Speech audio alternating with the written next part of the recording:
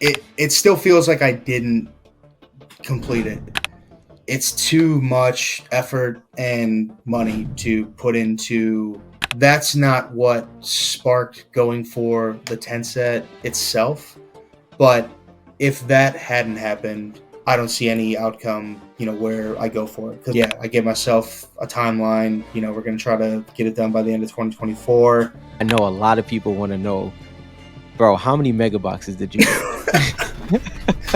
Oh, dude. The actual shard set itself became a thing when That collector name is Matt, aka Shard Knock Life, and Matt has just made history by completing the near impossible feat that has shocked many collectors across the hobby.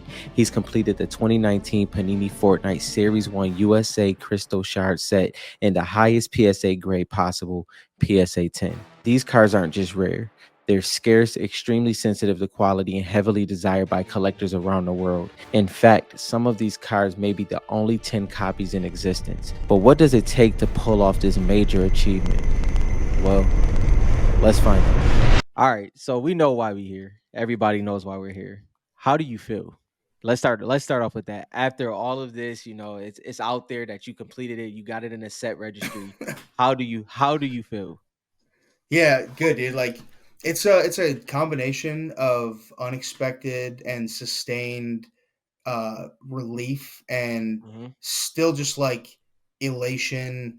It still feels like I didn't complete it because of Yeah. how I viewed what it would take to actually accomplish it Mhm. for the last 4 years.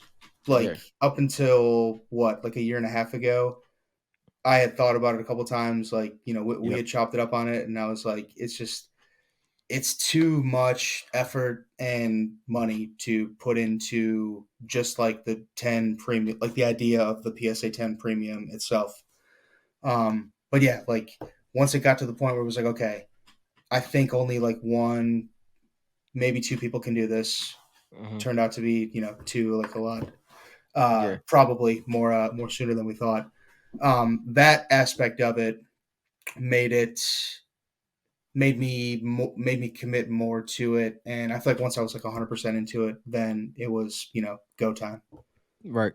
So, but yeah, So, it's not like, dude, it's for how much I still feel those things like from when like Arctic hit like a week and a half ago or however long it was. It's it's it's something. It's something.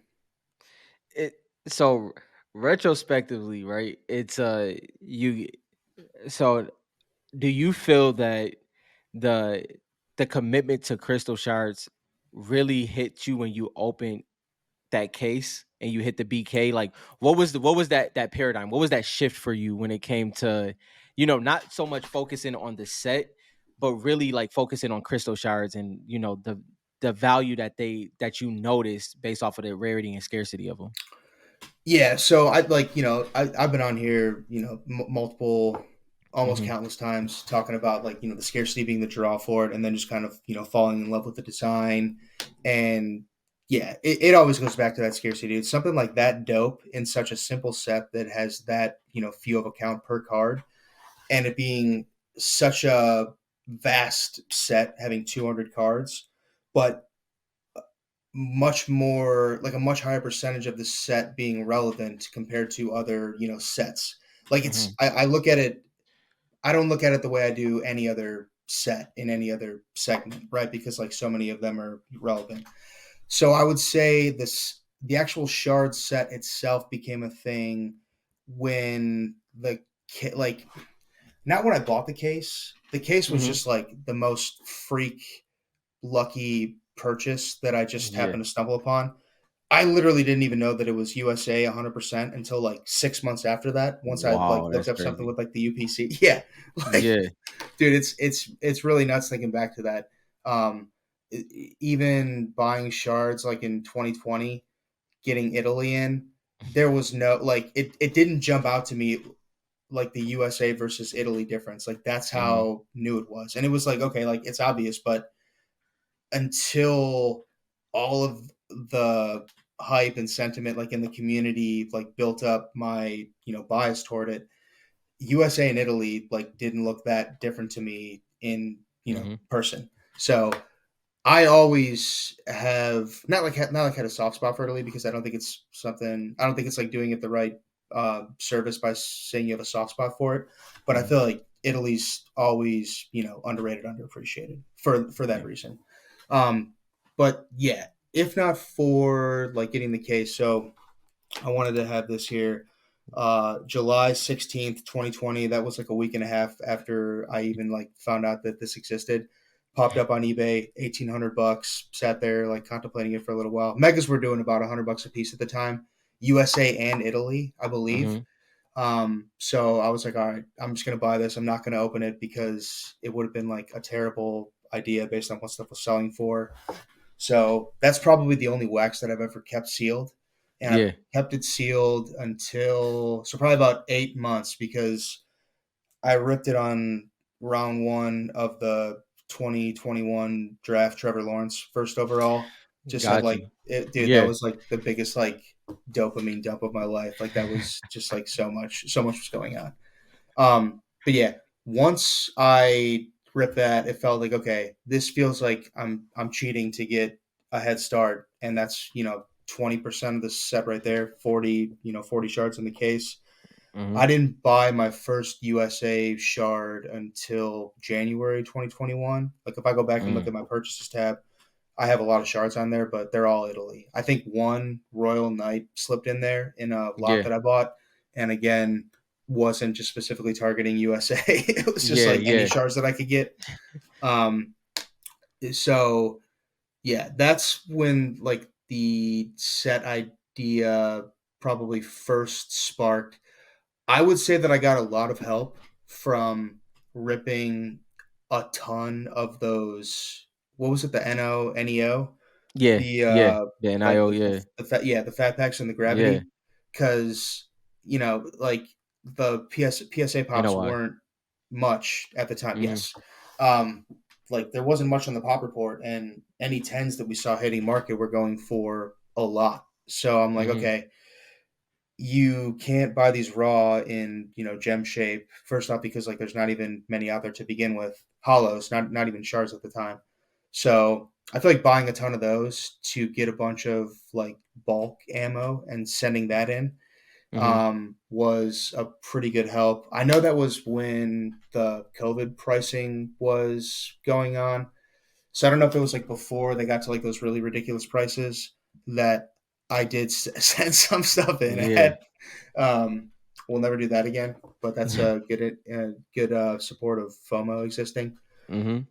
So yeah, I think like flipping a ton of like Palo tens around that time to give me what felt like free money from that uh, to just give me more ammo to buy more shards was like Mhm. another like booster. And then yeah, like I want to say at that time it was just all systems were running on Fortnite. Um, the BK, so the BK shard history, I think my full history is I bought 3 BK shards in 2020. One of them was USA. I spent like 400, Oh, I six didn't hundred, know that. and 700 on these. Mhm. I didn't know that it was USA. Like, so I told you, like, I, Yeah. it wasn't that apparent to me. Like, it was obvious, but like, I wasn't paying attention to it Right. just because like it didn't matter with the sales. Like I said, like two of those were Italy, one was USA. There's not a huge like price variance in that. So the one ended up coming back a 5, and that one I was pumped about because that's when PSA orders were taking forever, Yeah. and I thought that it could be a USA, but I wasn't sure, and they didn't have like the order pre-populate now, so I had to wait like a while to like find out that it was. Mhm. Um, so yeah, that was another huge help. I ended up selling that. So yeah, so that 5, I ended up selling that for 7,500, I think.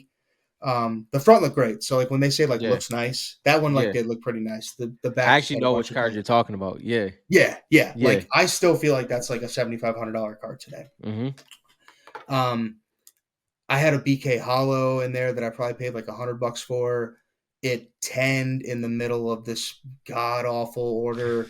It might have actually been the same order as the Sharp 5, but it was just like 6, 7, 5, Yeah. 7, 10. BK Hollow, and I think I would have to go back and check on that, but I know I sold one of those for like 10K at one point, Hmm. and like there were a couple ridiculous like nine sales at the time, from the fat pack. So a lot of that was like more fuel to kind of just like build up. That's how I've Yeah. always done it with like sports cards. Like the the only time that I'll buy something like pretty nice is if I've done like the work to pay for it. I guess Right. much easier said than done now than it was 2020 2021. Um, and then a BK Raw popped up for like 10K. It might have had a best offer on it, but that one looked pretty clean. Yeah. And I binned that one. That was probably like my biggest like risk taken on buying like a single card. Hmm. That ended up being the nine that I moved in the deal with Eduardo for the 10. Hmm. So getting the BK10, fast forwarding a little bit further, that's not what sparked going for the 10 set itself. But if that hadn't happened, I don't see any outcome, where I go for it. Cause like, I paid like a pretty decent amount for some of the like, lower ones or whatever, and, Hmm. traded when it was necessary. I don't think I could have ever gotten to the point where like I dropped. Actually, honestly, if I was going for it, I would have seen like 36K like on that one and been like, Yep. okay, this is gonna be as good as it gets, and maybe I would have just tried to figure it out within like the 30 days or whatever, and sold a bunch of stuff off. But luckily, didn't have to worry about that. And then, yeah, September 2022, I think, give or take a month. That was when I was talking to you, and I was like, I know myself. If I don't say that I'm going to do it, I'm not Yep. going to do it. That's why I haven't done it. That's why I haven't set it up to this point, and made the determination that we're going to go for it. I think at the time I had like pretty much like the full set, and then just for the tens, it was like 87 out of 200 Hmm. ish. It was like high 80s. And then, yeah, I gave myself a timeline. We're going to try to get it done by the end of 2024, knowing that some of these last ones are going to be quite difficult.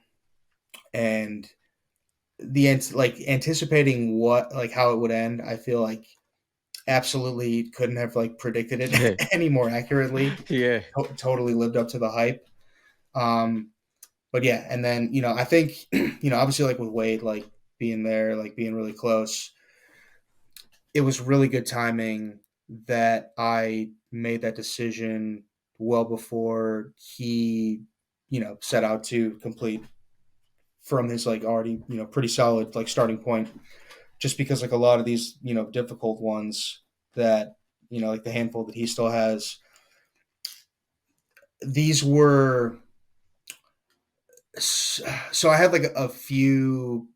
There's like a few people that are in the elite tier.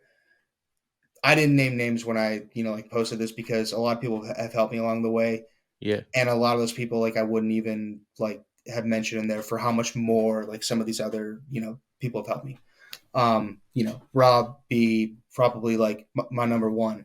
Hmm. Um, just very grateful and fortunate for his friendship.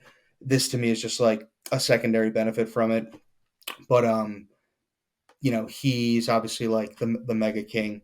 So as like progress started to be made, he had some orders out there, and I'd have to go back and look at the timestamps, but I honestly can't even remember like what was bought and what was traded for.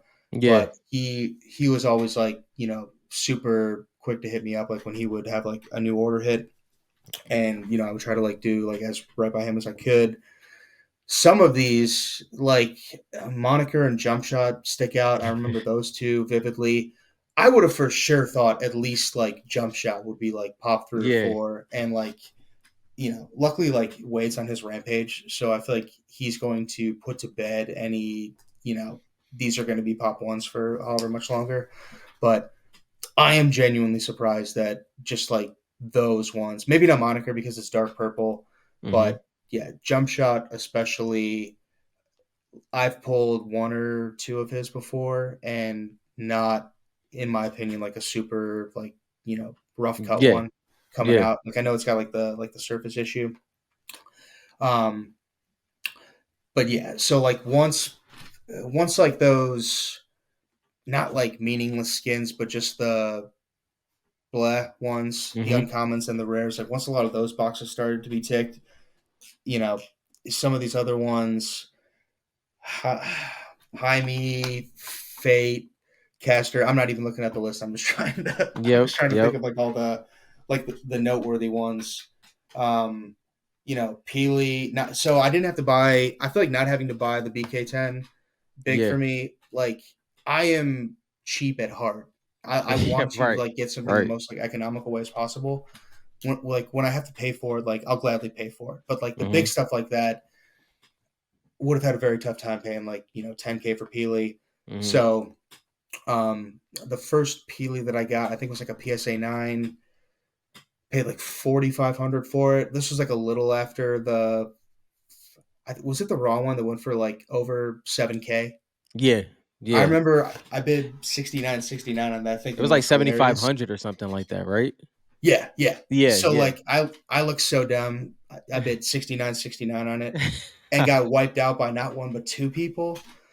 So ended up buying a PSA 9 like a couple months after that, 4,500.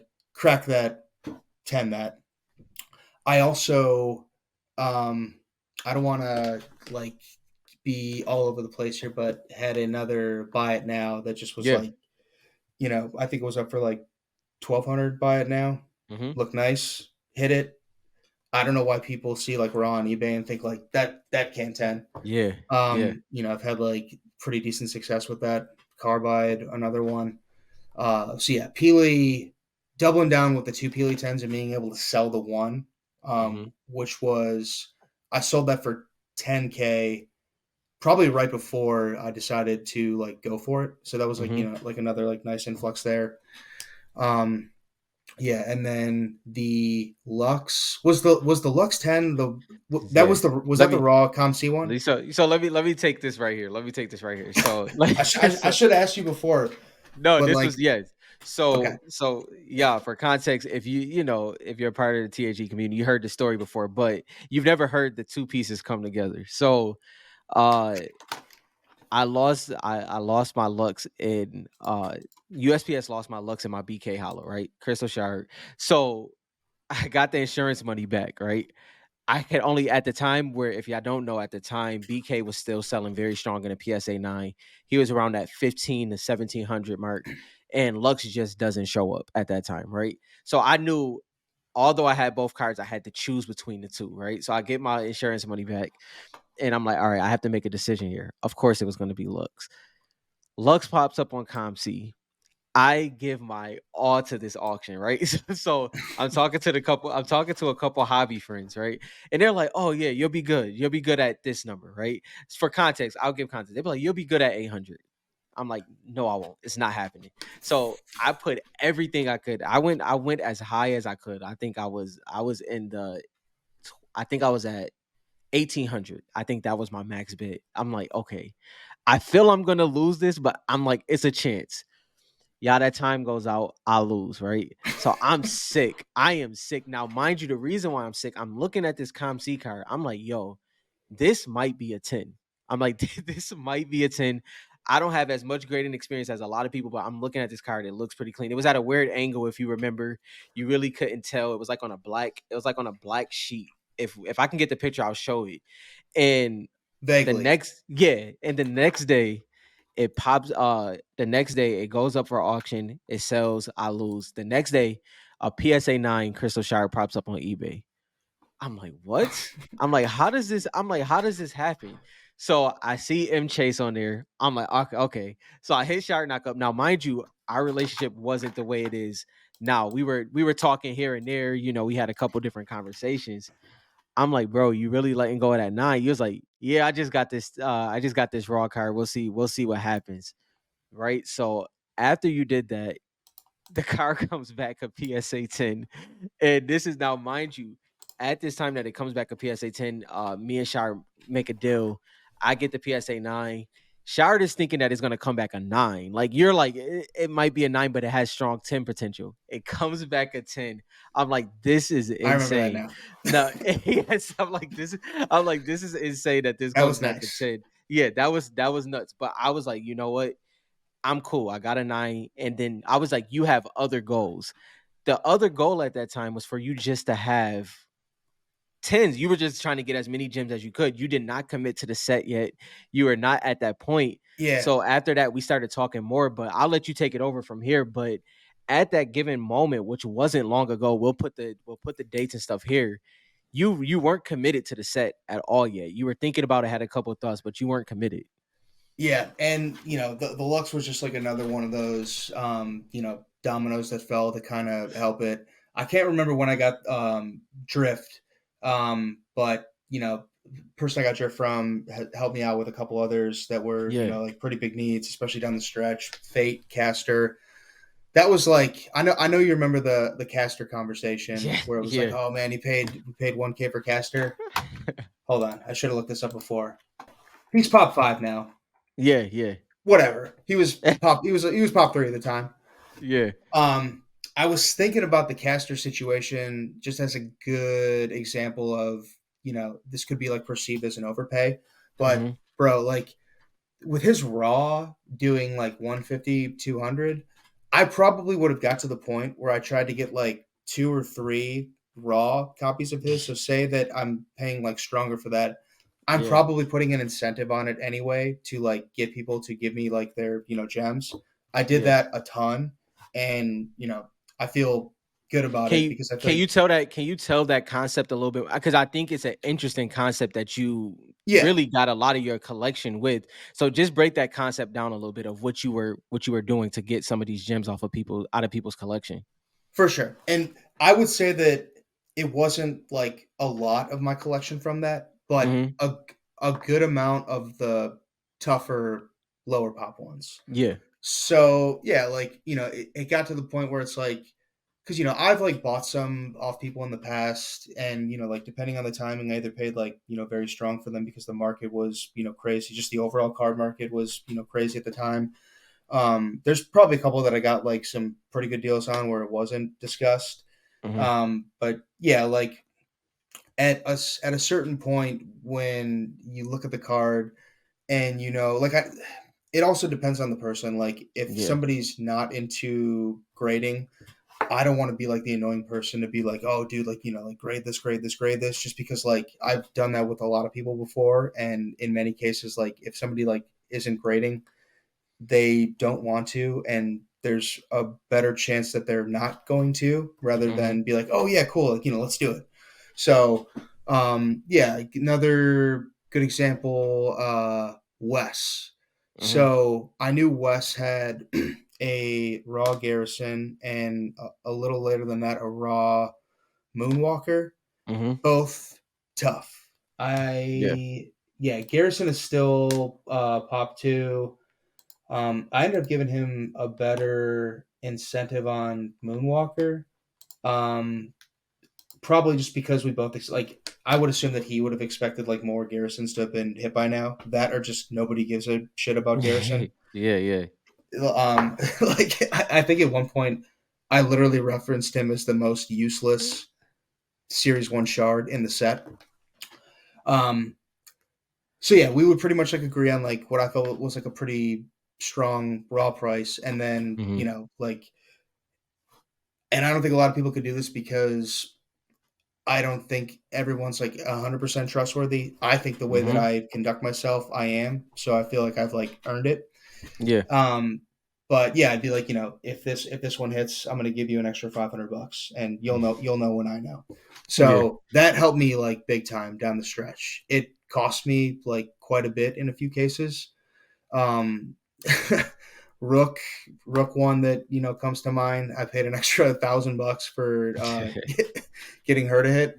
But again, if these things would have gone to auction, and like, do I want to pay like $1,500 for a Rook? No, but like I'm not going to wait a year and a half to complete like the last few pieces to this just so I can get her for a thousand Hmm. bucks or like 800 if I'm lucky. For Garrison, that was super helpful. Moonwalker, super helpful. And, I think the idea of doing that is like, this is just different than other segments, right? And like the 10 Mm-hmm. premium is so high on this. And anybody that knows what they're doing, like, you are insulting somebody's intelligence if you're like trying to convince them that like it's probably not going to gem because it's only X%. Like, I know West grades, so like Yeah. I would feel like a dick if I would just like get these off of his hands, and then Yeah. I certainly wouldn't like go around like posting. I'm like, oh hey, like thanks Wes, whatever, blah blah blah. Right. But Right. Right. like I feel like there's just like a certain level of like respect to it where I want to pay what I feel like it's worth, and like I don't want that person to feel like, oh shit, like well now I feel like an idiot. So That- a lot of that motivation went into it, and like they're doing me the favor and saving me the time by giving me Yeah. hope when I can't even go find That another copy, yet alone one that has like a decent 10 shot. that's a whole nother level. So like for people to understand exactly what you were doing, there would be a raw card that had the potential to 10. Wasn't guaranteed because it's raw. Yeah. So you have your set value on what a 10 would be worth. Then you offer to, you obviously send your offer for the raw card and you're saying, if this happens to Jim, I will throw this on top. So you're giving your value for a 10 before you even gem it, just to give the comfort to the seller that could have potentially had the 10, didn't really want to let it go. We're saving it for a different situation, or just it just wasn't the time for them to move it. So you're both sides are winning in every aspect of the way. The only loss you would take is that it doesn't gem, and now you still have to search for another 10. But either way, both parties win. I think that was a pretty wise way to go about it. But like you said, and it's kind of a good transition for us to stay right here. Like you said, that was based off of your respect level in the hobby and the deals that you have done. But talk to me about, without having to say names, like you said earlier, these relationships were so important for you to complete this set. uh how many relationships would you say you had to deal with, and not deal with, but had to mold and have a trust value there that help you complete the set? Because I think that's something that we have to talk about when it comes to just the strength of relationships in the hobby. It goes a long way. You never know what somebody has, and you never really want to burn certain bridges. So what's your perspective on relationships in the hobby in general, and kind of with your situation with building this set? Yeah, no, that's a great uh I don't know, just overall like way to look at it. I feel like I'm trying to think because like the wording of it is something where like I don't even think about it like that. Like it just comes natural, Mm-hmm. and Mm-hmm. like yeah, like I'm almost at a loss because I feel like I haven't even like thought about it in this way before. But it's one of those things where if you are like doing a job and like not concerned of what the output looks like, you're just like giving it your all, knowing that Mm-hmm. that output will be maxed.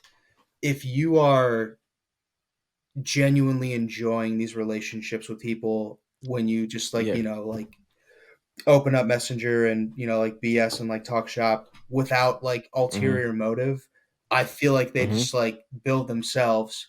Because like that's like another thing is like I don't want to be that dude that's just like you know, talking somebody up, like talking somebody's ear off for like 15, 20 minutes only because I have something that I want to, like ask them or whatever. Right. I, Yep. I feel like a snake in the grass, you know what I mean?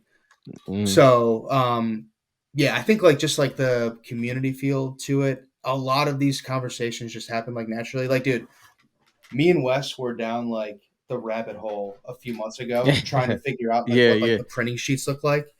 And Yeah. like he was outdoing like I felt like I was getting like pretty into it, and he was just like he like let me 10 times, and uh. like that, but that was just like fun as hell to spend like like a Saturday afternoon kind of like trying to figure Yeah. out like something like totally obscure and random like that. But I think like if you're just enjoying like the conversation with people because like as long Mm-hmm. as you have like a good like judge of character or whatever, then I think when something when there comes a time that you do need their help with, something like hobby related, then it's kind of just Yeah. like there's like no pressure, like no stress. It's not weird or anything like that. Nick, Martin, perfect Mm-hmm. example of this. Me and him go way, way back to the, sports card days on Yeah. Yeah. wild card forums. So when I say like, like there's a elite tier of people that have helped me out along the way, he's, one of probably two, three that are, Mm-hmm. in that top tier.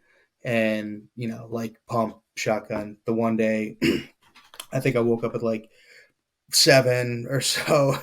Pass back out for like another half hour. I wake back up and he texts me. He's like, "Oh, yo, dude, like this pump was just posted. It was like a stupid buy now, like maybe like $125." He ends Of up course. tenning it and like, I like my my top priority with these things is to always like do right by people. And Mm-hmm. somebody like him, like I know he's going to like try his hardest to hook me up, and like that one in particular, like he definitely did. And we're kind of like going back and forth on price. He's like, like where do you think this would land at? And I gave him like a pretty like wide range, and Mm-hmm. of course he settles at like the lowest value that I throw out there. So um, you know, a little while back when we were doing Italy mag rips, he Mm-hmm. went on a nice run there. So I feel like it's just Yeah. the timing doesn't like align with when you're gonna throw the other person like the right idea that sparks a really good outcome Yeah. like in that situation. But just the many benefits of just being a good person and valuing close relationships like that. Hmm. That's interesting because you said something at the end that just transitions this perfectly because I think the relationship aspect is always important, but I know a lot of people want to know, bro, how many mega boxes did you make? Oh, dude, not as many as Rob, dude. Like that, like Yeah. he's hands down like He's a whole different he's in a whole different he's world. the Yeah. mega king, dude. He's the Yeah, yeah. megalodon. All right. So the case is like 20, obviously. Yep. I would probably guess anywhere from like 60 to 70. I know that I've like tossed a couple boxes along the way. Mhm. I saved the actual like mega case with like Yep. all of the, boxes from Oh, that. that's dope. That's I dope. I like like that. I think I remember at one point seeing like old Pokemon boxes, like just the empty boxes, Mhm. sell for like a couple grand or something. I was like, Yeah. we're like pretty crazy with like the different like obscure stuff that we buy, so I could see like that Yeah. being worth like the real estate that it takes up at some point. Mhm. But yeah, like you know, whenever I like open these, so it's definitely like changed with like what the motivation of like the reason to open has been. So like the most recent that I opened these was back in October, probably overlapped into November, and I ripped about like Mhm. 20, which was like Yep. I don't do this often. It probably had been like a year and a half since I had last done that, and that was Yeah. because I finally decided to like put the BK9 up that I hit in. At the beginning of this, you had said something about like hitting my BK. I just wanted Yeah. to put on the record, it wasn't from the case. It was from like a random like it was a time where I ripped 4 megs and it was a 2 mega lot that I bought off eBay. Right. Okay. Yeah, Yeah. yeah. Yeah. Yeah. Because it was the four boxes you had lined up in front of it, right? Yes, yes, Yeah. exactly. Yeah. Exactly. But yeah, so like, the motivation in doing it in like October, November was like they're $1,000 a piece. They went up shortly Mhm. after that.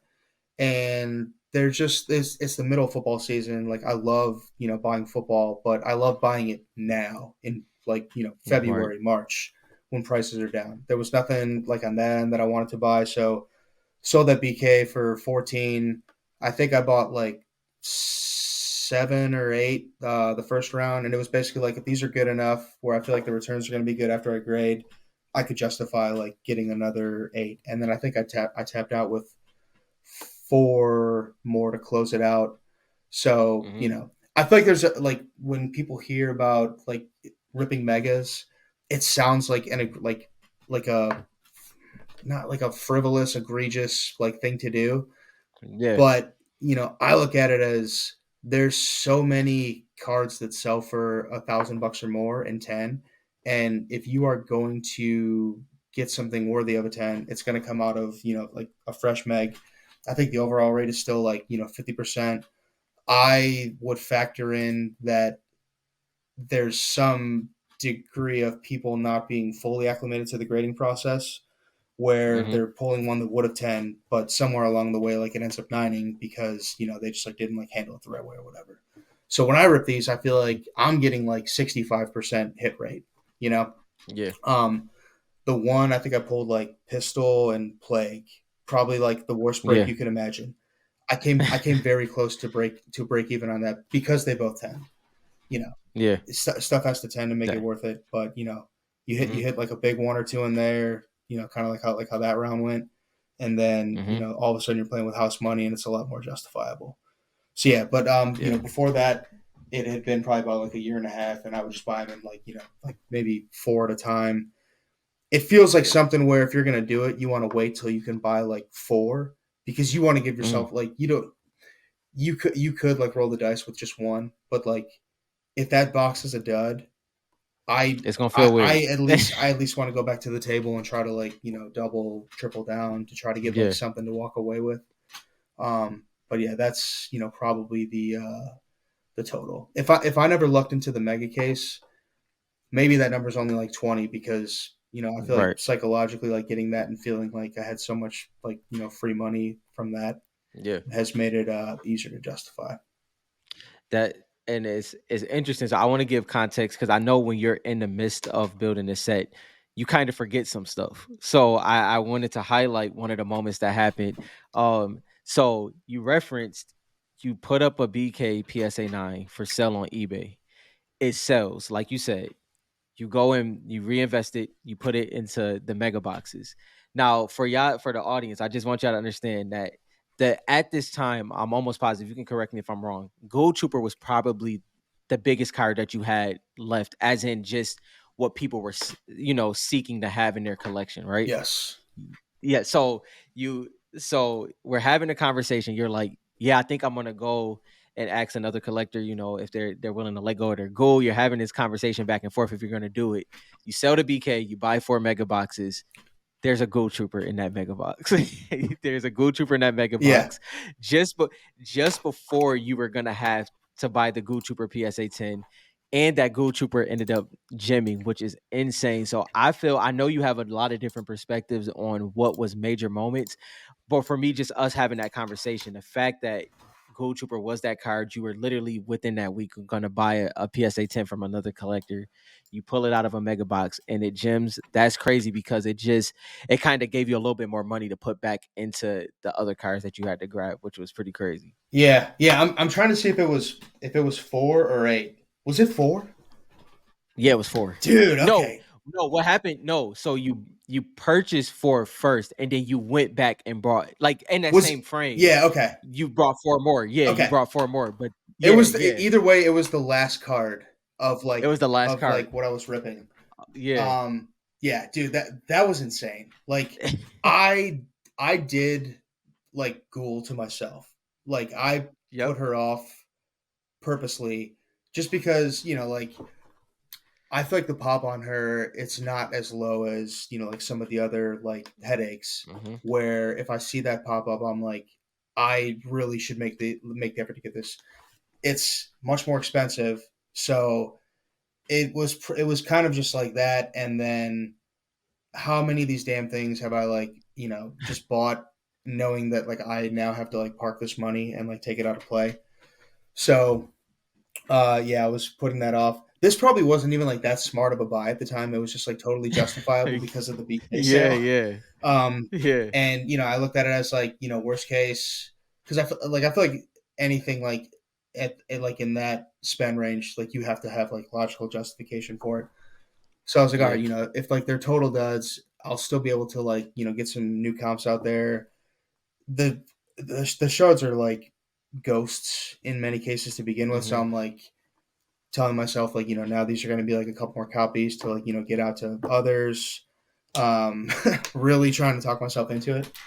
But yeah, like that's if I didn't hit her in good enough shape to 10, then it probably would have been I probably would have been talking to Lane by now. Yeah. It looks like, I Yeah. think. Yeah. Yeah. So that goal though, like I sent her express one card order. It's like the nicest like condition, dark green back that I think you could possibly like have come out of a pack. Yeah. Of course they nine it. So of course I crack it and send it back. I think I ended up like I either put that in. I think I put her in value plus. Yeah. There's just like, Yeah. I've said it before. I understand like people that push back on, oh, this is preposterous that PSA could give this Right. card a 9 and this card a 10. But to me, this is like the most subjective condition set of all time I've ever Mhm. seen. It's just like very apparent chipping. And I think like many different sets of eyes are going to have many different opinions on it, and they can all be right. Mhm. So yeah, like in that case, I had no problem doing that. What was the? Yeah. I had a really good um, hypothetical scenario the other day. Like I know eye appeal goes into PSA's like final decision, but Yeah. Yeah. when we do like the graphs of dark purple backs all the way I to have those graphs yellow. that you Yeah, did. exactly, Yeah. exactly. Yeah. Here's my thing. Why don't you make Peely Bone for Series One and make him a dark purple back? How many of those Mm. tens don't look like tens? Right? Like That's true. it's just That's like true. the color like really leads you to believe that that is part of the grade. When in reality, Mhm. like if you made them all the same color and graded them all the same based off you know the degree of whiteness you could see on that, pops would look a lot different. Pretty much what you're getting at is pretty much what the PMG collectors can't avoid. There is green and it's red. The chipping shows no matter because the colors are it's red or green in the color. So you're they by time PSA, BGS, whoever is grading these cards, they're understanding the chipping of those colors. But when you have multiple different colors in a set like this, a yellow card is very easy to disguise some of these chipping flaws and stuff like that compared to a purple or blue back. So Yeah, it kind of makes it a little bit more nuanced than people usually give it, in these scenarios. yeah, and I would say like the darker the back, the more likely I am to like crack and resub. Yeah. Just because like some of these, I literally don't think it's like possible to find a better copy of it. And Mm, maybe for some like maybe like Arctic, great example. yeah. I took me a couple like couple crack and resends to hit her. Yeah. There may Yeah. not be an Arctic that looks like a super clean Peely. So Hmm.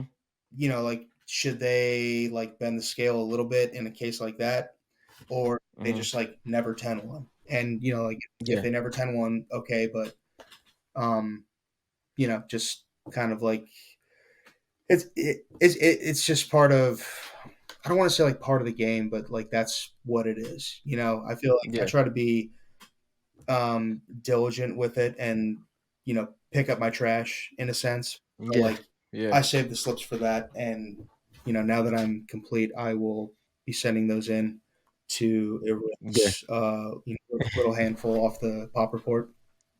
Yeah. But No, that yeah, man. what like I just couldn't send something once and be like, okay, cool, Right. not knowing the human being that gave me that grade. Like, what if it's just like some like total prick that has one foot out the door and is flipping Hmm. a coin? Yeah. You know what I mean? And as I think you said before, like, I know this is what I like about talking about this. I know it's a controversial topic. I know it's a controversial topic. People have the opinions that it messes up the pop report or that let the grade that you got was the grade. But if we're talking about the human eye, and if we're saying that humans are collecting these, at times they can be wrong. And if you are dedicated to, if you're dedicated to these cards and grading and the hobby, and you feel that the grade was wrong, I do see that there's times where it just makes sense to send it back in. I mean, it's literally just a second opinion. Send it back in, second opinion, see if it's anything that goes to that.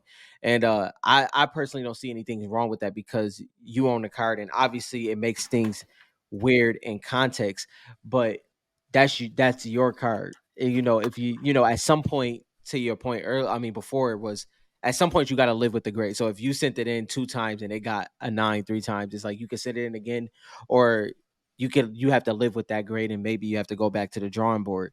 But I think it's your decision to make. I don't think it's anybody's. Uh, I don't think anybody has the perspective or the strength to tell somebody how to view their card, and I just think that's important to say. Yeah, for sure, agree. And I think like I still haven't seen anybody that says I'm not going to buy this PSA 10 because I don't think it's as good of a 10 as it should be. So like until Yeah, that day yeah, comes, if I think something yeah, like has a shot to 10, I am going to give it another go, you know. yeah. I do think along the way too, especially like for this like it became part of the chase too. Like Hmm. it would have been like way different if there were just constantly like a few copies always available. But the fact that you Yeah. can't go find another one, in a lot of cases, I would just be like, okay, like I can't find a second copy of this that's in, Hmm. comparable, especially better shape. So Yeah. I'm just gonna crack this and give it another go. I've had It I've you had know, a lot of like I a lot of just success doing that. So it's like, yeah, you can look at it however you want. I will say yeah. I pulled the pop numbers last Mhm, week. When I pulled these, it was a 43.3% gem. Yeah, 43.3% gem rate. mhm. I will move that by probably like a full percentage point when I send my all my crack slips from the last like 4 years in. You can leave that in if you want. Yeah, yeah, there you It's go. just like, you know, Yeah, it is what it is. yeah, yeah. That, I mean, it's, bro, listen, it's interesting to see how how those perspectives change within time. I think as time goes on and as these cards become more scarce, people are gonna have to make decisions, and I think that because I know there's this whole conversation over the importance of a grade, and I think it all depends on what you're doing. I mean, you can attest to this yourself. I know some people see you, where you are, and they may not understand that you actually have an interesting perspective when it comes to PSA 9 versus PSA 10. Do you want to just talk about a little bit of that when it comes to the value of a PSA 9 to PSA 10, and that gap that we see in those grades? Like, what's your overall perspective on that? Yeah, I mean, like to me, that's like one of the most hilarious dynamics of like going after the tens. Is I feel like there's so much Yeah. more like pound for pound value with nines. So like Yeah. that was like a pretty painful thing to get over.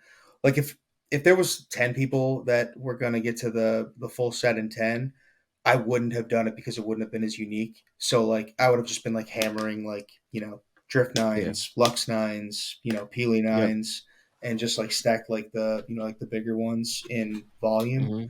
Um, but yeah, like I honestly the the huge discrepancy.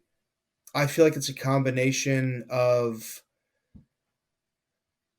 the like who makes up the community. Like so Mhm. much of it feels like 90% of the community is just new to cards to begin with. So I think Mhm. like when you're new to cards, like you you're not spending like that much on cards to begin with, right? Like I Mhm. feel like for the first like 5 years that I was into like sports cards, my collection maybe topped out at like 5 grand.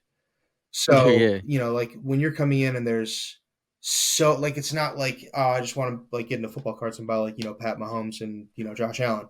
Mhm. Like there's like 50 different skins that somebody may come in and want to buy. So when they see like those price differences, I feel like it's going to lead them to nines to begin with because they can acquire five different of their favorite skins in nines rather than like Hmm. one in 10. And then I think you're gonna like I think another part of it is going to be like some of the buyers that I've dealt with on the bigger stuff, they just want to get in and get like one or two like super nice cards. That's a. Like what maybe it's just like Hmm. a sprinkle like to their portfolio because they want like a little bit of exposure to the Fortnite segment.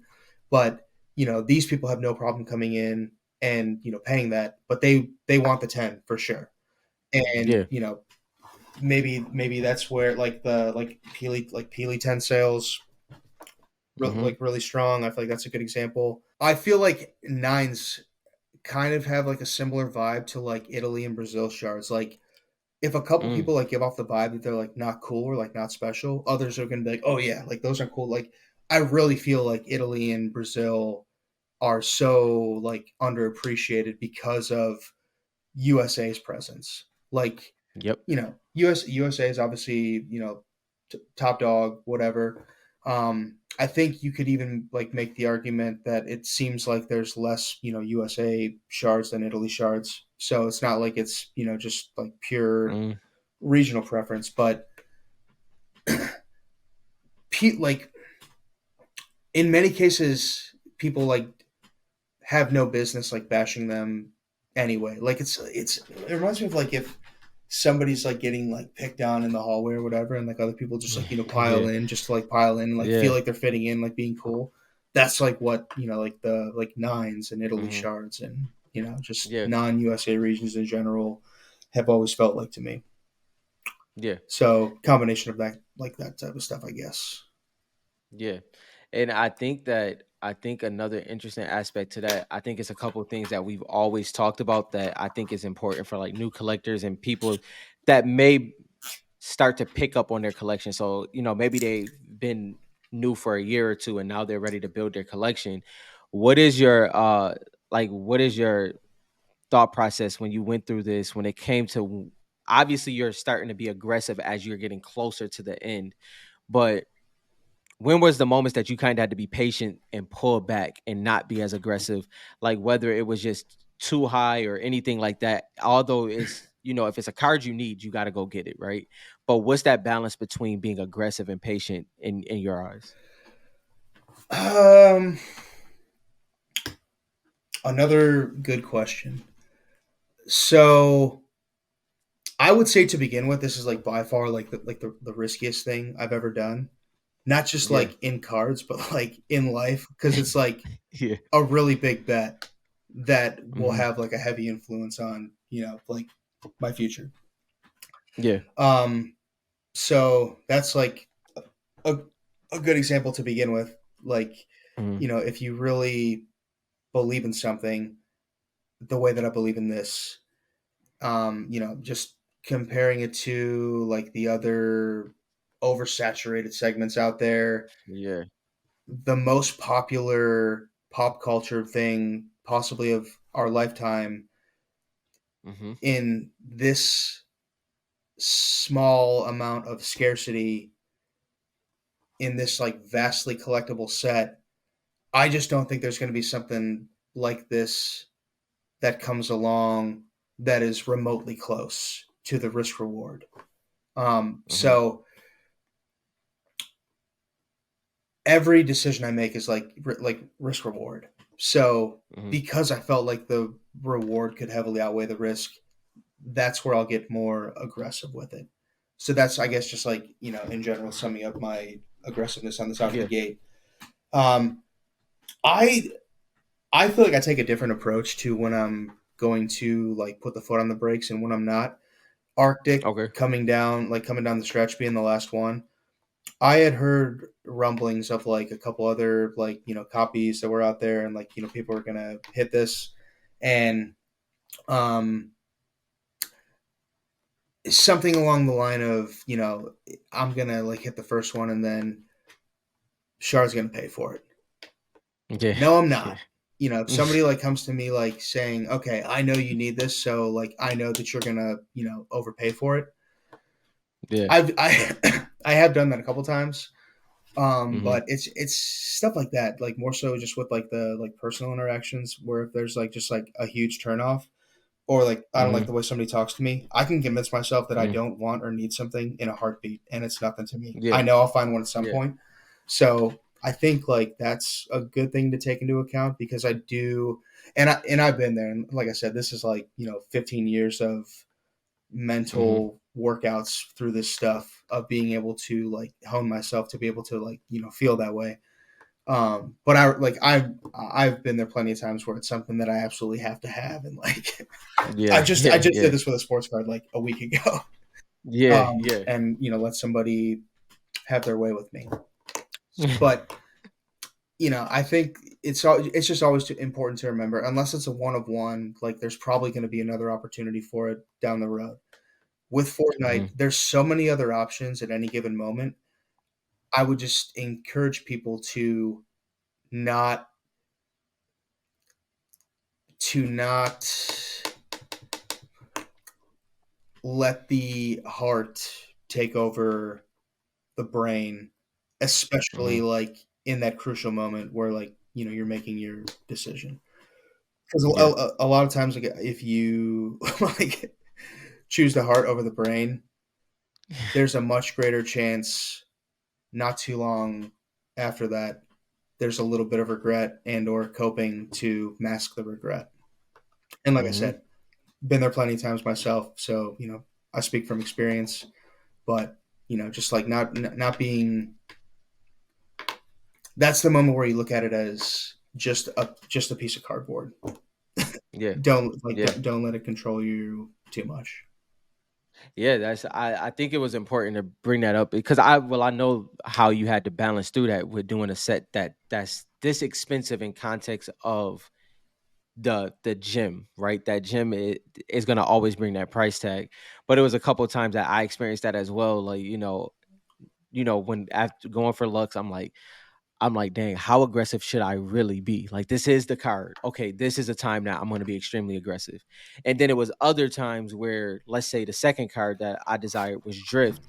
It's like the opportunity is going to show up. The opportunity is going to show up. I have to peel back. That doesn't make sense. And I think for new collectors, them hearing that, yeah, these cards won't show up, but at the same time, even if as scarce as they are, this may not be the right time. And you have to be willing to accept that just based off of the situation you're in. And I think those are some of the things that comes with experience, like you said.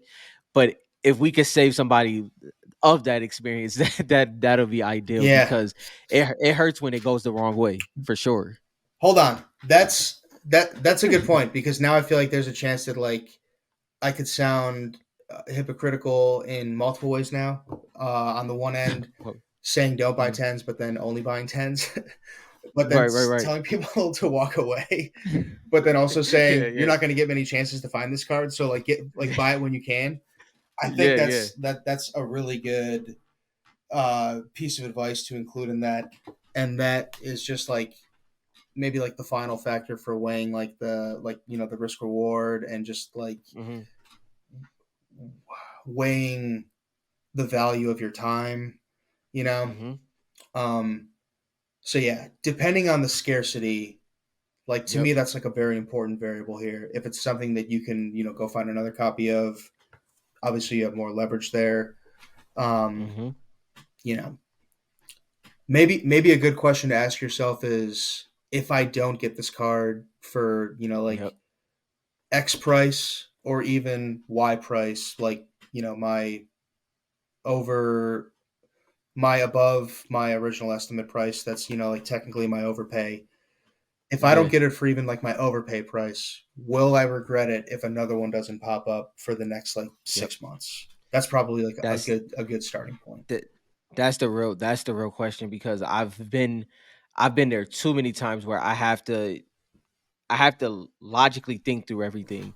And it's like, okay, if I let this go, trade this, or if I let it fly by not buying it, it's like is because I think the problem sometimes is that people, what do you really want? Like, because a lot of times, I know this happened to you. cards come to you. And when cards come to you, now it's like, yo, I got a chance to get this card.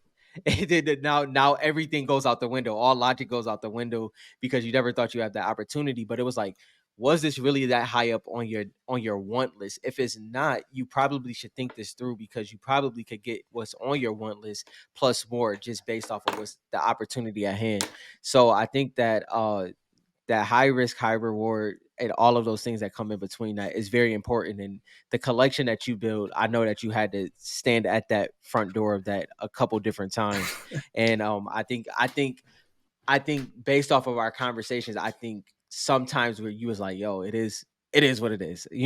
So what were some of those it is what it is situations? What were some of those ones where if somebody heard you say the price, and obviously depending on what you'll talk about, I know you're an open book, you'll say the price, but some people would say, I can't believe you paid that price for that, but you thought it through and you understood what you were trying to accomplish. What were some of those moments that kind of fell into that category? Yeah, so like I was trying to go through the list to like pick out a couple of those.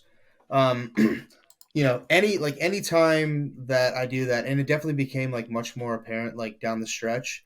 But Yeah. to what we were just talking about, once you pass on one of these and you don't see another one pop up for a year, it Yeah. becomes way easier to pay a price that others may perceive as an overpay. But like I feel like I know better than that, and to me, Yeah. it's not an overpay, right? Mhm. Like Bullseye was a good one that stuck out. Let me see when Bullseye and Sparkle Specialist, they weren't like overpays, but I remember at the time they were like strong.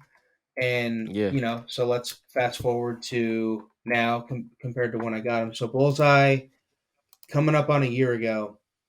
Have there been any recent Bullseye 10 sales?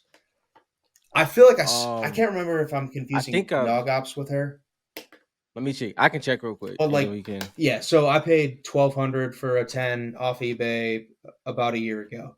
At the time, that was pretty strong. Now that feels like pretty reasonable. Right. Sparkle Specialist, I think I ended up paying like 1,200 at auction for her. The last comp had been like 800, so that was like Mhm. 50% more than the last comp, which is a Yeah. joke discussion when you're talking about stuff that you just never see more than Mhm. once in a blue moon. um so yeah, like those, when I like pay strong for them at the time, I think you also have to factor in like how long you're going to hold it for. So knowing that I'm going to be like holding this for 3, 5, maybe even 10 years, Mhm. it's an immaterial difference when like the further like go out in time. Um, Sucks for me in the short term because like that's another like sports card I have to dump or Yeah. something. You know what I mean?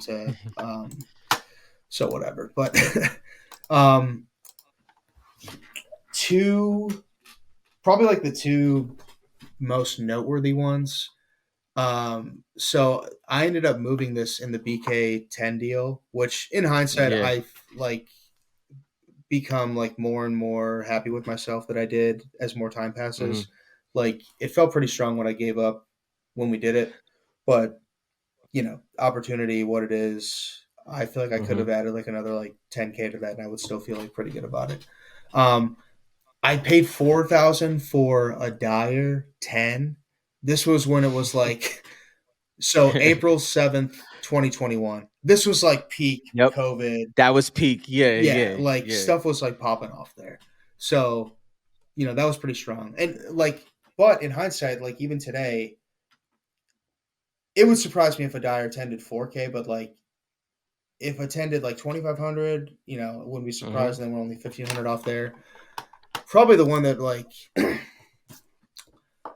is most noteworthy for this segment was Bandolette. Mm. I clearly needed her. The person I traded with knew that I clearly needed her. Um, so yeah, this was probably like the one deal that I did where I had to bite my lip the most. Bandolette was Mhm. pop 3 at the time. Um, I gave up and I didn't just have these sitting here. I had to like go like get some of these and Source it. Yeah, yeah. yes. So, added difficulty there. Crimson Scout 10, Light Show 10, Plague 10, Red Nose Ranger 10, and then a Bandolette 9 to replace. The aspect of it, like, so, person I traded with mentions, it's dark purples are tough. It's pop 3. The Red Nose Ranger that I included in that deal was also pop 3, very difficult 10. Mm-hmm. So, you know, to me, the math didn't add up, but I also Mm-hmm. couldn't go find another one of these.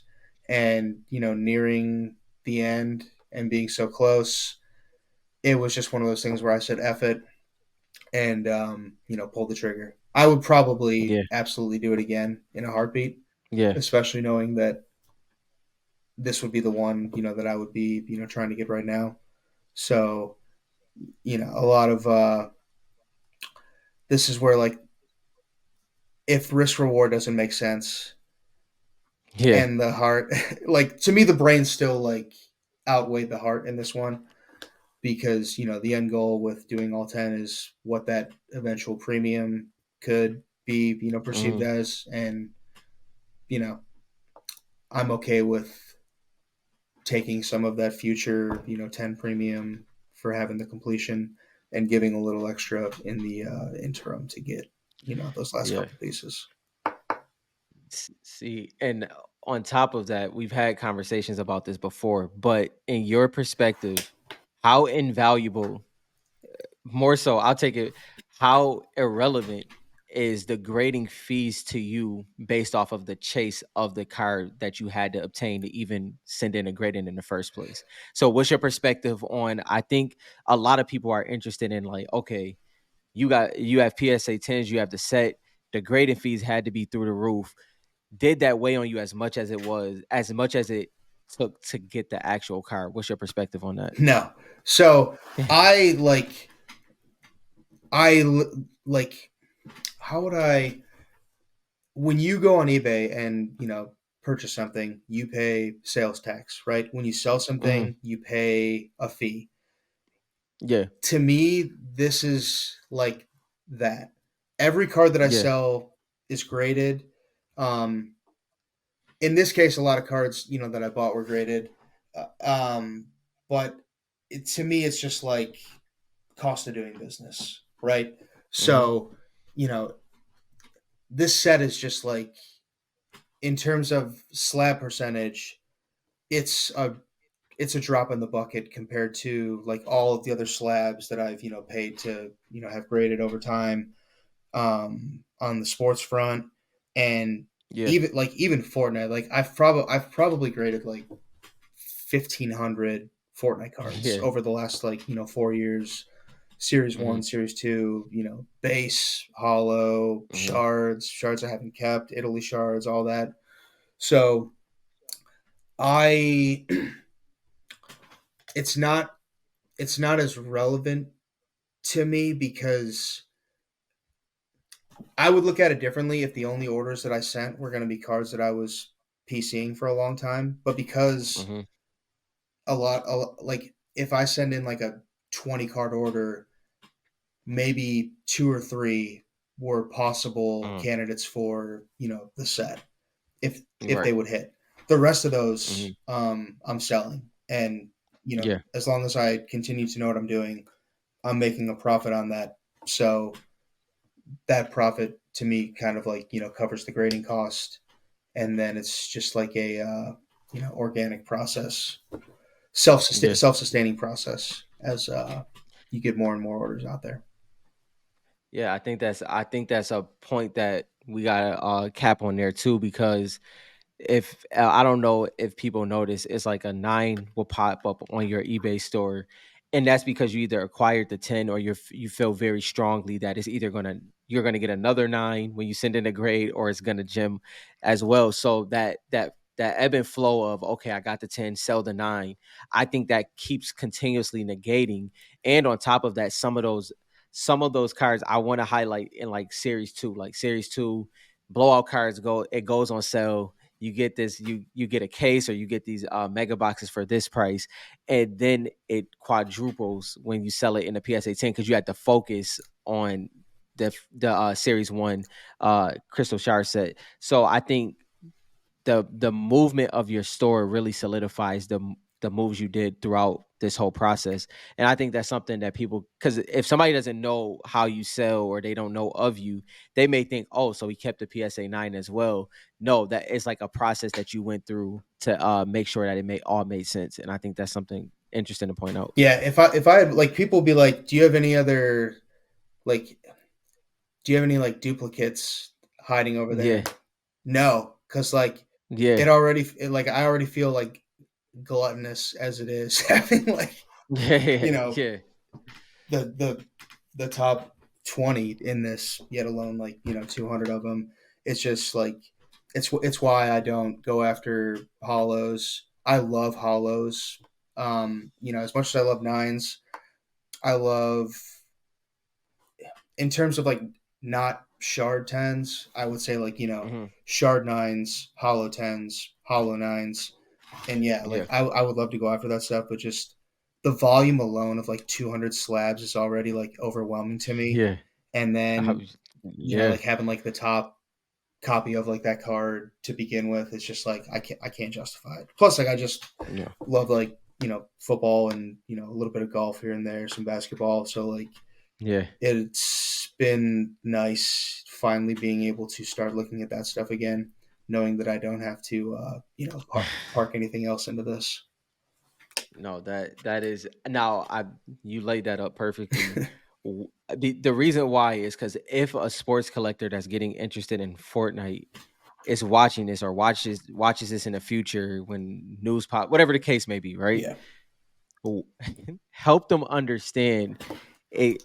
I'm gonna throw. I didn't even talk to you about this. I'm gonna throw one in there. Point out some cards that you sold in this process to fund the Fortnite hobby. How about that? I think that is ideal to help a sports card collector. Help them understand. uh, You wasn't expecting that, was you? no, like there's a couple. I want to jump to like the more like egregious ones, like Yeah. um.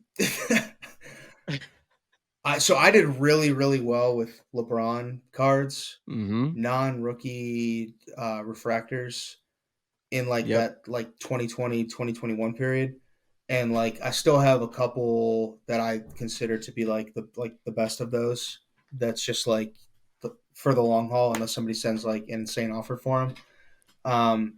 But yeah, like I dumped a lot of LeBron, more Tiger than I cared to let go of. Tiger was to be clear, y'all. Yeah, dude, Tiger. Like, I get more okay with doing that because of how much hate Tiger gets Yeah, from like yeah, this younger generation, dude. These Gen Zers, yeah. like no respect at all for Tiger, dude.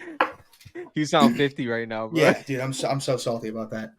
Um, Financially though, like when you see that, it's it makes me it makes me feel more okay with it. Like hoping that they can still Yeah. like hover where they've been, that I can like go scoop them back up at some point.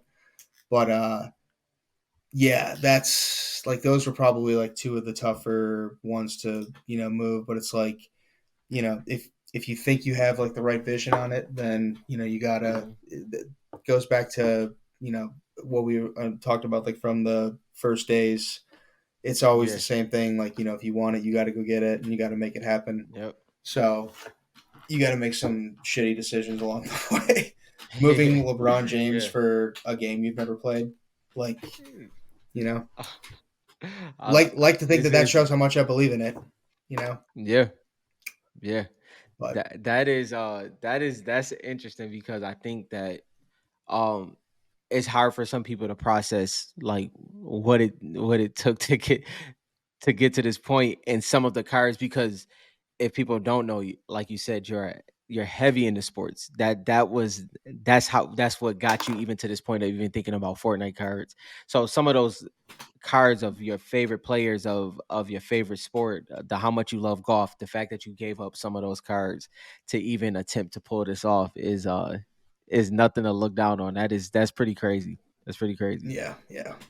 Plus, like the Yeah, like the quality of stuff, like yeah, it really like it was, and like the stuff that I have like is like really good shit. So I feel like it should be reflective that like I know what I'm doing. yeah, So then yeah, like yeah, like if it's walks like a duck, quacks like a yeah. duck, Yep, whatever the yep. hell, like Fortnite is also a duck Yeah, there you in a go. good way, you know. Major quote right there. Yeah, something like that. No, yeah. So That's I think stupid. I think this is, and I know people are gonna have immense amount of questions, but I think this is the start of the questions. You did the post, blew people's minds. I think some people had a hunch of what was going on. It kind of started shaping out here and there, and then the other people had no idea that you were chasing this. And what I would say now is I'll leave this in your court. Um, what is your overall understanding of exactly what this means to you in context? Like, so what does this mean, and what does the future hold when it comes to Fortnite cards for you? Yeah, so for what it means to me, like I don't want to like have this come off in the wrong way, but to me, this is one of the greatest modern card collecting accomplishments. I don't think that that would necessarily be like agreed upon until like a few years from now, at the least. But part of the reason that I wanted to do it was because I thought that I was the only person that had like the opportunity to for like the Hmm. progress I had made up to that point. Um, of course, like Wade comes along and just giant steps to Yeah. being like knocking on the door too. But we had talked about it, and I said I think that if anybody else could get there, it's him if he chooses to. Hmm. But from there, if there would be like a third person that could get there, to me that would be like almost more insane than both of ours combined.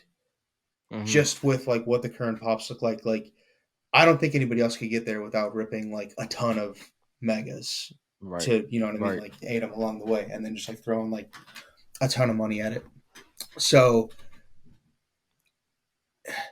in terms of like the future, I feel like like I want to keep like posting a lot about it on Instagram, and like maybe now that Hmm. I have like less chase, I can Hmm. dedicate like more time toward that. I think Yeah. I'm still like in the sabbatical period, just like Yeah. breathing my sigh of relief and reflecting on it. But yeah, like I don't anticipate like buying a ton more. But Hmm. if I see like the right shard pop up that I think is Hmm. like a great deal, I'm gonna buy that and flip it.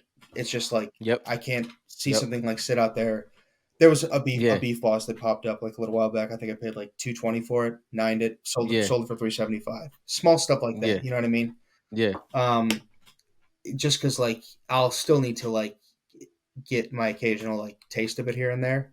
Yep. Um, but yeah, like in terms of like going anywhere, it won't be like anything like that. I'll still Hmm. dedicate the same amount of time toward just seeing like what's going on like in the community and whatever. Yeah. But yeah, I think like for the ride off into the sunset, the shard set, the legendary 10 base set, which I'm still Yep. like super hyped on, and then the few protos that I didn't purchase but got from like a different means.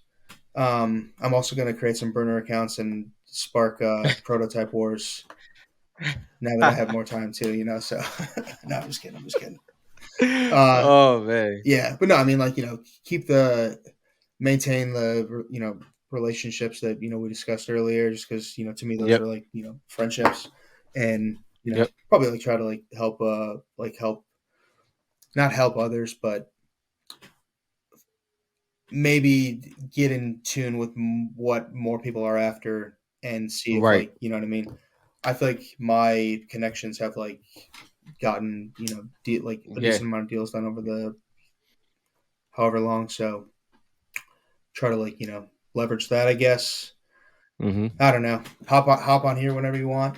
You know, Yeah. I Yeah. feel like I want to like talk about the like set more and like post more, but it's just like such a vast thing to It is. like Th- I would like I don't It's even know how to like put it into one post. The Arctic post yeah. felt weird because I can't take a picture of like all 200 the way Yeah. that, like the 50 already looks like kind of granular as it How are you is. gonna do that? What are you how Dude, what I are don't know, your man. I feel plans like I there? need to like take him to JC Penney's or something and get like Yeah, a yeah. family photo shoot. You might have to do that. Yeah, or like borrow. I need to find like a photographer enthusiast with like a high Hmm. res See, lens.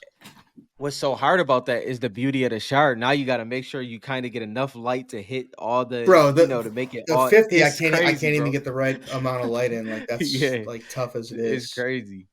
It's crazy. Yeah. That is, bro. That's a major achievement. I think that I don't think this is a piece of history. So we've been talking about this for well over a year now. Yeah. It might be like a year and a half. It's about But that. yeah, I think that this was a major moment. That's my thing. I love to capture the moments of the hobby because eventually 10 years from now, people are gonna come and try to capture that. And I selfishly I like to know that we captured it first, because this is one of those things where like you said, that third person that attempts it, that's gonna sound a lot different. It's gonna look a lot different, Dude, and I can't even it's gonna be crazy. I can't even imagine, dude. What was Like, the I actually didn't look at the top ones. Arctic, okay, it is jump shot and moniker. Wade's gonna destroy those at some point soon. yeah. So after those three, Garrison, Brilliant Striker, Chopper, First Strike Specialist, Snorkel Ops. I think he still Woo. needs First Strike too. So good luck on that one. That one sucks. Snorkel Yo, that's top two. Wow.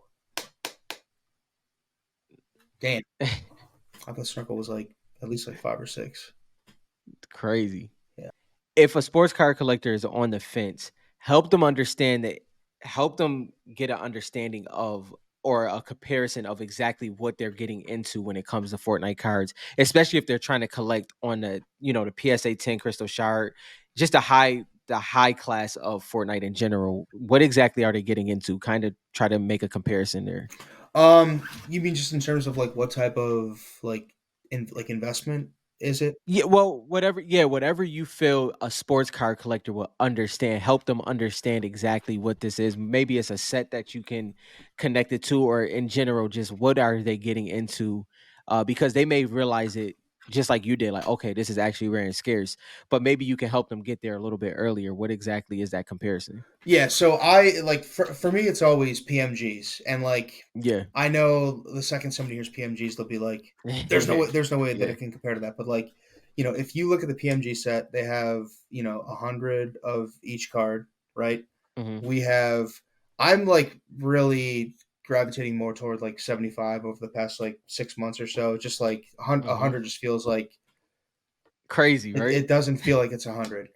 Yeah. So say there's less copies of that PMG in this set.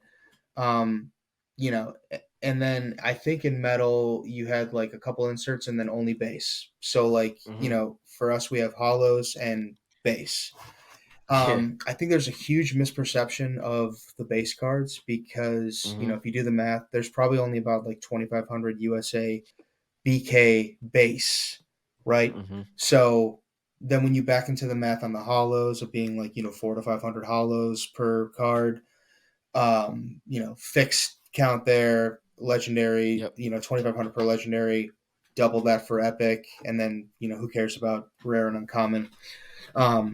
But the misperception is that base sucks because it sucks in football, basketball, like baseball. Yep. So like for how rare those are in this, I think that that's reason enough to be able to get in with very small dollars, like to begin with, if you want to like try to buy something that's this Yeah. like the scarcity play long term.